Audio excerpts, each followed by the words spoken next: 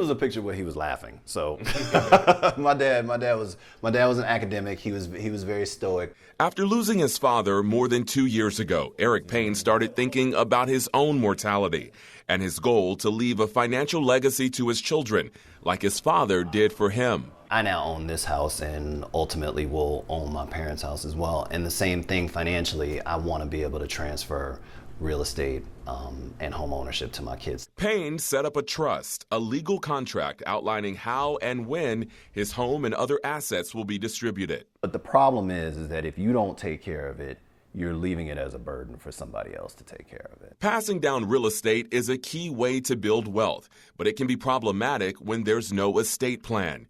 Only 24% of Americans have a will or other estate planning documents. The number one thing that people say when they call my office is that, I don't have much. And it doesn't matter if you just have a house. Just having a house is enough. It is important because your family worked for it. Estate planning attorney Amber Saunders says too often families without a plan lose generational property due to family disputes and mismanaged funds, a forced sale, or a probate court decision when ownership isn't clear. And then they get sold on the courthouse steps, and then if they don't know what to do or they can't find relatives, those properties aren't redeemed, and then now there's a new owner of the property. Saunders says first, have a conversation with your family about your wishes. Then take an inventory of your assets.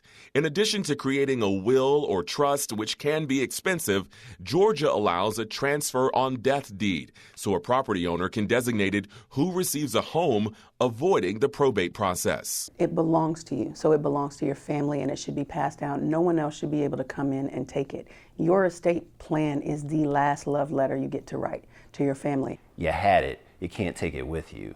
Don't give it away. For Affording Atlanta, Jonathan Martin, 11 Alive News.